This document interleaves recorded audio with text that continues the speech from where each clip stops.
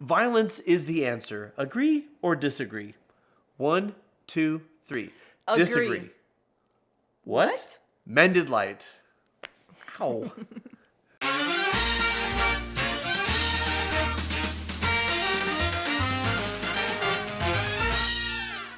So welcome to Therapists Say, where we address from you, gentle viewers, garbage advice that you've gotten from therapists.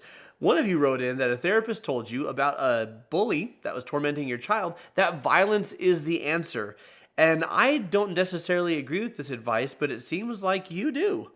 Maybe. I mean, sometimes it's the answer. You know, this reminds me of, we were once having a conversation with one of our children who had a neighborhood bully that was picking on them. And I was telling them from my own childhood experience, just to walk away. You know, if someone tries to start a fight from you, just walk away. It's not worth it. Be the peacemaker, right? Because growing up for me, I'm like, self-defense when you're backed into a corner or protecting somebody else, those are the times when it's okay to fight. But so often, you don't need to defend yourself. You can literally just walk away. And I thought, that was some grade A parenting. And you said, You know, you don't ever start a fight, but if someone else starts it, you finish it. and this is true to your experience as a child. This is true to my experience. What as a happened and child. where did this come from? Your dad trained you to fight. Yeah. Like, that's how he prepared you for bullies and stuff, right? Right. Well, okay, so here's the thing. You're going to have bullies in life. Like, Yeah. young children, old children, adults. Like, there's people in life that show up as bullies. Hurt people. Right. Right? And so whatever the reason is behind it, and there's a little bit of a personality thing, right? Like, Yeah. we have a child that's like this. Like, he'd rather hit you than talk to you. Yes. Right? And so there are more aggressive... His love language is physical aggression. We're trying to break him of this before he starts dating. Well, so it just needs to be channeled in a healthy way. And of course, you have those people who have that same physical aggression that it's not channeled in a healthy way, right? Yeah. So he puts on his sparring gear and he spars with me or with his brothers. Yeah, it's great. Right?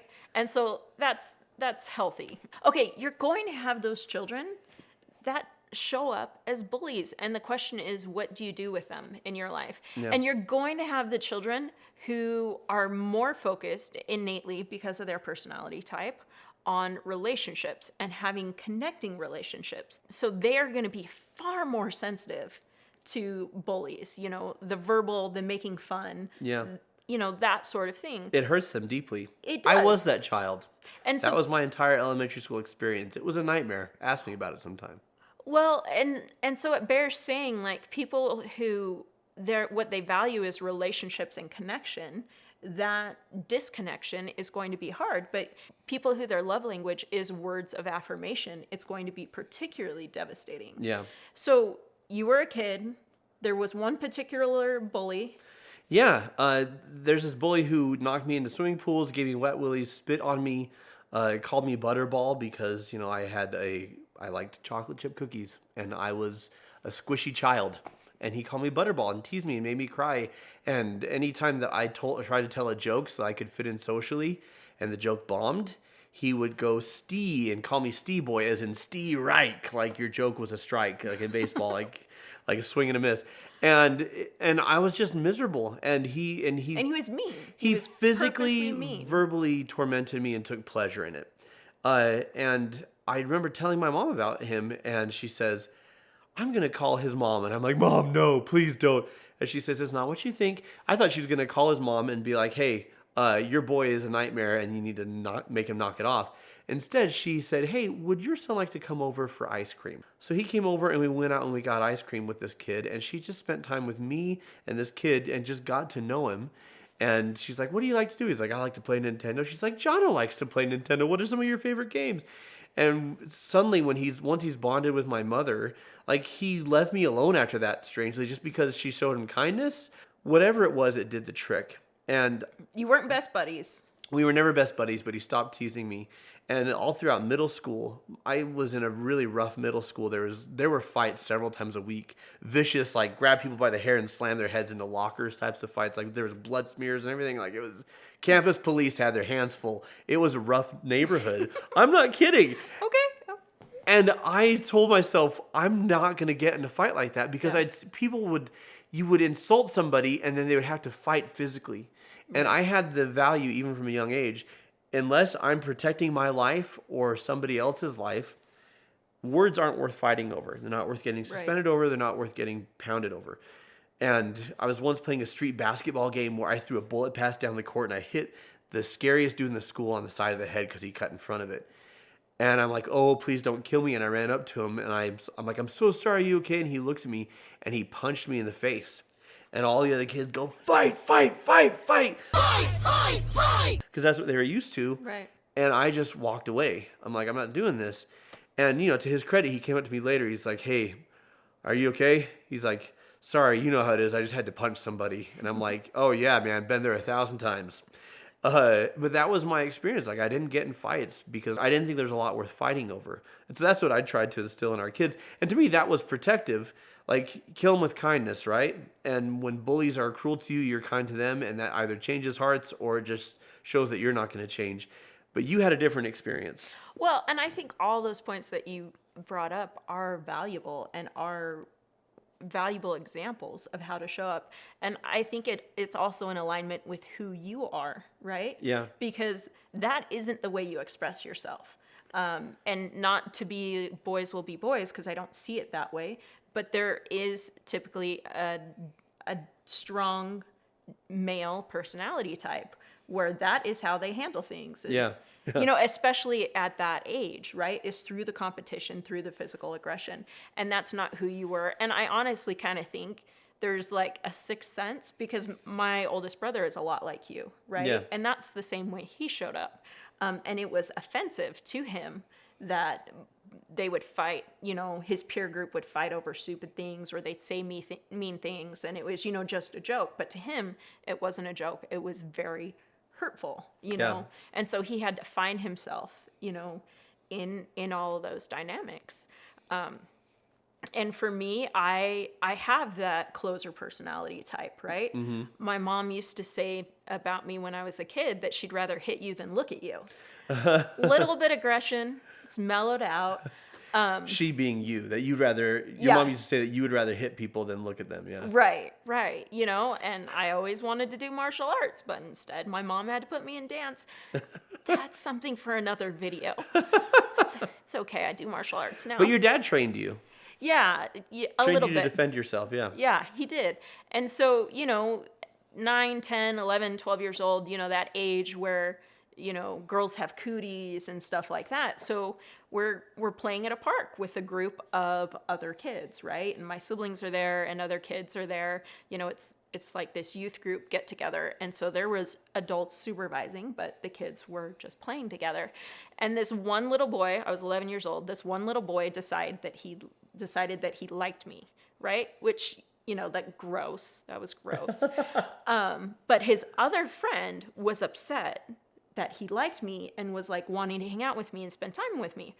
And so rather than take it up with his buddy, the friend decides to punish you for existing. So he starts picking on me, and he pins me down on the grass, right? Which is not an appropriate thing for an 11-year-old boy to do to an 11-year-old girl. It wasn't sexual, but he was totally picking on me.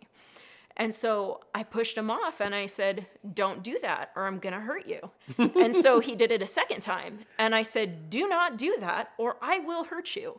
So I didn't directly go to confrontation, but he did it a third time and I gave him a black eye. I was like, and I told him, I told you I would hurt you. And the parents that were supervising, which none of them were his parents, were totally.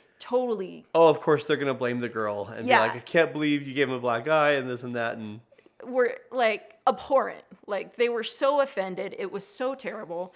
So they went to talk to my mom first because she was around and the other parent wasn't. And my mom said to them, I'm sure if Alicia hit him, it was for a good reason, right? It's one of my favorite stories of your mom backing you up that I've ever heard. But it's like, I didn't want to hurt him, but he wouldn't leave me alone. And there's going to be, it's typically a boy, but they're going to be those people in your life that pick a fight and won't back down. Yeah. Until... Where you can't walk away. Yeah, because I tried the first couple times. We're not as divergent as I started with this. Like no, because I always had the value like walk away if you can. Right. But if you can't, Yeah. make a statement, Yeah. you know? And the other little boy, his mom showed up and she just shrugged her shoulders and she said, "I'm sure you deserved it." So She knew. she knew, where her son was. right? You know, and I have a kid that I'd be like, well, sorry. Oh, there have been times that people have hit him, and he's like, "Well, they hit me." And we're like, we know you, son. What do you do? What Yeah. do you do? Well, so Right? how do you prepare your kids for dealing with bullies? I think it comes down to, one, recognizing that hurt people hurt people. If someone is bullying you, it's because of how they see themselves or what they're dealing with at home. And I'm not trying to make excuses for them. Some people have great home lives and everything's great, but they just delight in tormenting other people. Yeah. But that person isn't truly happy, because if I'm tormenting other people, then I'm denying myself the greatest joy, which is actual connection and actual decency. But understanding that's where it comes from, understanding that it's not a reflection on you, it's a reflection on your tormentor, Yeah. understanding that you have the power to not go to their level. There's a difference between fighting back and defending yourself and being cruel. And there's a difference between standing up to a bully and becoming a bully. Right. And you never have to become a bully. And these are values that you can instill in people. Walk away if you can. And if you can't, then make sure people know that you can handle yourself.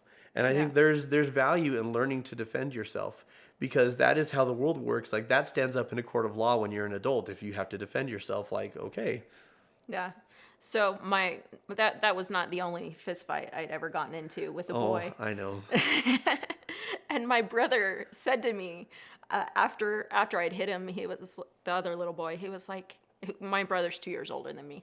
So he was like, "It's so embarrassing how you get into fights and how you beat up other boys." And I just looked at him and I'm like, "Well, if you defended me, I wouldn't have to defend myself." So there's a little bit of sassiness there, but that's also true to my nature, right? Like, I'm going to take the opportunity to defend myself in that situation. We have a daughter. I don't think that that's what she would do. I don't think that's what she would want to do. And that doesn't mean she needs to become something that she's not, right? Being true to who you are when you are in a difficult situation with somebody who's being a bully. Yeah, well, and you can protecting your kids isn't just preventing it from happening. Like, you can talk to the parents of the other kids, you can talk to the school, you can do this and that. But sometimes you're not there, things are going to happen. So are they prepared to defend themselves physically? And even more importantly, are they prepared to defend themselves and take care of themselves psychologically and emotionally by knowing what their worth is, by knowing what their value is? Because bullies try and erode that. And if your kid understands that a bully is cruel because of the bully, not because of you, and it doesn't reflect your worth, then it gives them power to endure. So this has been That Therapists Say, where we talk about crappy advice that therapists have given. If you enjoyed this video, check out You Just Need to Get Past It. Just get over it. Just get over it. Just deal with it. This is advice from a therapist who doesn't want to deal with it. They don't want to do their job. Do your job, therapist, or we'll do it for you. Actually, we'll do it for you. See a member of our team, link below. How do you help your kids deal with bullies? Let us know in the comments below. What crap advice have you gotten from a therapist? Let us know in the comments below. Every time I look at you at the end there, it's your cue for keep shining. And remember to keep shining. We need your light. Here's the video. Do it, Rockapella.